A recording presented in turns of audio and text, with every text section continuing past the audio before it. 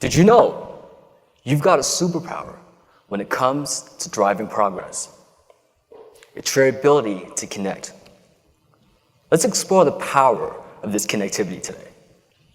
But first, I'm going to start by asking a rather strange question. By show of hands, how many of you have had antibiotics? Well, you can be very grateful to one lazy lab tech who forgot to clean the lab about 100 years ago. Because this is where Alexander Fleming accidentally discovered penicillin, which led to the birth of the antibiotic era. But real revolutionary change, like this, rarely comes out of sheer luck or laziness. More often than not, it's the concerted, driven effort, like the abolition of slavery. We all want to make a difference like that, don't we? Change the world. When it comes down to change that we can drive, it can be broken down into 3 essential categories. The first, macro change. These are the big ticket items, like wanting to cure cancer. Macro change makers have been essential to society. Much of the progress we've seen in history has been through cause-driven, dedicated individuals. The second is micro change. This is when you're walking down the streets on a cold night and you see a starving homeless person, and you feel compelled to buy them a meal. Everyday society and our community is better for this. Our inherent need to do good, irrespective of a big picture end goal. But the most powerful of them all is a combination of both. Little things that lead to a big impact. Micro exponential change. This is you being the catalyst, the connector of the dots, starting the butterfly effect that leads to change at scale. So who are these people? It's the teacher who teaches Bill Gates how to code. It's a friend who introduces the founders of Apple. See, these roles, they make us the first domino. The connector of the dots, connecting people to information, to opportunity, to other people. It dramatically increases your capacity to have an impact. This is because through being a facilitator of contact, you not only pave the pathway for the change that you'd like to see, but that of others. When it comes to being this connector, though, it's important to understand the role of connectivity in the evolution of society itself. The most prominent of this has been the development of complex societal structures, such as universities, governments, and even nations. Part of this, as well, is our associated tribal mentality. You can see this mentality in our reaction to suffering, which can be broken down into 4 degrees of strength: pity, sympathy, empathy, and compassion. Pity being the weakest, and compassion being the strongest. Let's call this the care scale. The greater social proximity you have to someone, that is, the fewer degrees of separation between you and them, the further you go up the scale, the more you care, and therefore, the more you act. Let's try a quick psychological exercise. Everyone, close your eyes. Now imagine a 5-year-old girl starving in Africa. Remember that feeling. Now separately, imagine your best friend's 5-year-old daughter starving in Africa. Which of these do you feel more compelled to act on? Open your eyes. Not only is a reaction to the second generally stronger, but it's physiologically different. Your body reacts differently to the second situation.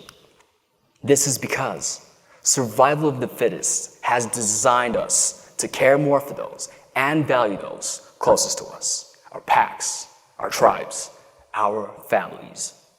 You can see this in the notion of buying local. Many today take pride in the fact that they prefer to buy domestic over international because they like to support their communities, their economies, their people.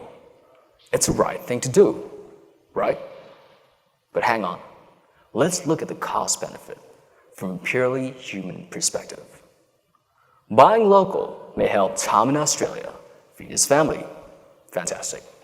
Buying international for the same amount, accounting for the difference in living expenses, may help feed 5 to 10 families in countries such as Indonesia. This morality bias is a direct outcome of our tribal mentality. So going back to connectivity, how does greater connectivity help reduce this bias? Fewer degrees of separation can help alleviate this us versus them perspective by essentially blurring the lines between our communities. And 3 beautiful things happen as a result. The first, a broader field of empathy.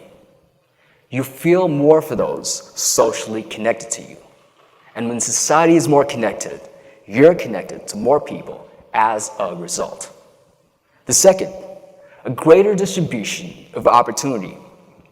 You can see this in the rapid growth of the developing world through things such as globalization or global commerce over the internet, which is the very fabric of modern-day connectivity. And the third, an easier acceptance of differences. A great example of this is the former Vice President of the US, Dick Cheney. Mr. Cheney was entirely against same-sex marriage, right up until his daughter came out as gay, and then he did a complete 180. But the most interesting effect is this little thing called degrees of influence. See, research suggests ripple effects of things such as happiness, health, and even political progress can reach those within 3 degrees of us. So if a social class like ours is in a position of advantage or power by bringing others within 3 degrees of them, it can lead to a greater distribution of this positive state of being. Now, this all sounds well and good, but connecting 7 billion people sounds hard. Well, it's easier than it sounds. See, we grossly underestimate our capacity to tackle things such as the exponential because we're not psychologically or evolutionarily designed to fathom it. Let's roleplay this. Imagine this whole TED Talk is a lie. I'm just here to sell you a tree that grows money. It's a great tree. Got a 5-star on Amazon. There's a catch, though. For the tree to keep on growing money, you've got to get 5 of your friends to buy the same tree. And for theirs to keep on growing money, they've got to get 5 of theirs to do the same. Now, with 7 billion people on this planet and a product this great, you'd think this could go on forever. So you get on a group phone call with 5 of your friends together and you convince them to jump on board. So this process takes about 4 minutes. Your friends do the same with their friends, and their friends continue the pattern. Tick, tock, an hour goes by. How many people do you think would have signed up? Raise your hands if you think it's under 50. Raise your hands if you think it's over 50. Raise your hands if you think it's over 5,000. Okay, let's go big or go home. Raise your hands if you think it's over 500,000. 7 people. Would you like to know what the number is? You would have signed up within an hour over 6 billion people just by getting the right 5 people on board. But we have far more than just 5 contacts. The average person is connected to upwards of 700 people. Traditional Homo sapiens, though, we were only designed to maintain about 150 stable relationships. But there is a but. With things such as digital networks, we've been able to drastically increase this capacity by essentially externalizing the storage of our relationships. And as such, tribes today are far more complicated than a small, single, isolated group of people. They're intersecting layers of our existence. We as individuals are parts of extended tribes based on profession, demographic, nationality, and more. This multi-tribe existence, when coupled with this increased social capacity, drastically increases our ability and speed by which we cross traditional social limitations. Let's take Facebook, for example. We're all on Facebook. For two people you connect on Facebook, by a single degree, you're connecting about 700 people. Nothing too impressive. Go just one more degree, and you're connecting over 100,000 people. Just one hop more, and you're connecting over 40 million people. In fact, Facebook claims each person on their platform is only separated by about 3.57 degrees, and not the traditional 6. What's more, Mark Zuckerberg himself is just over 3 degrees for most people on Facebook, including us in this room. So let's say this is Sarah in this crowd somewhere, and Sarah has a dream that can only come true by meeting Mark.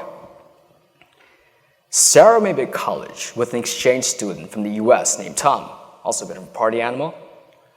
And Tom's dad might own a car repair shop in San Francisco. Mark may just be a long-term customer of Tom's dad's.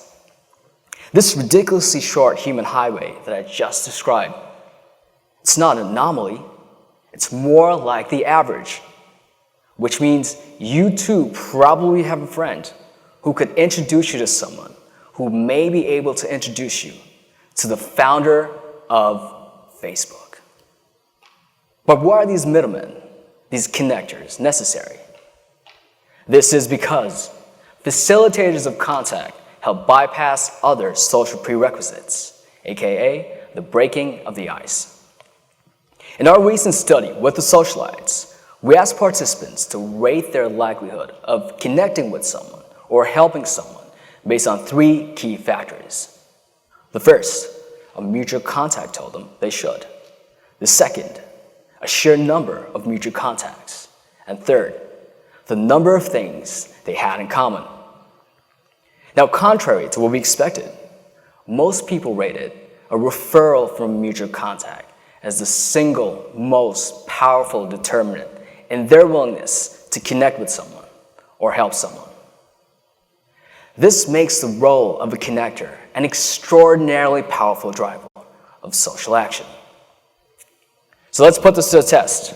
We're going to carry out a quick social exercise that will allow most of you, but not all, to act as either a connector or leverage a connector in this room.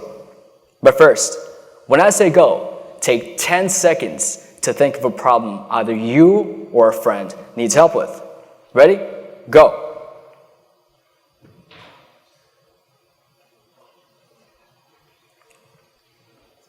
And stop.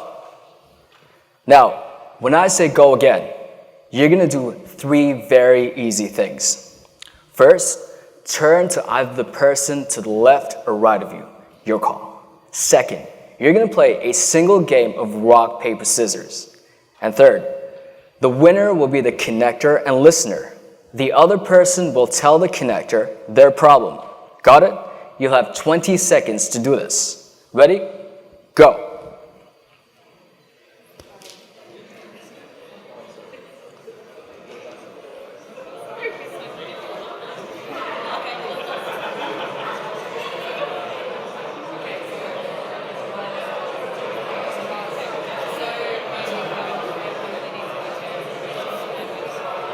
And time's up, and stop. Time is up. Connectors, after this talk, speak to the other person again and find out more about the problem. If you can think of anyone that can help, jot their contact details down and get them in touch. With this 1-minute exercise, connectors are able to leverage hundreds of new people to help tackle your problem. And what if their friends theoretically reached out to all their contacts? That would add up to to hundreds of thousands of new people and their resources at your disposal per problem.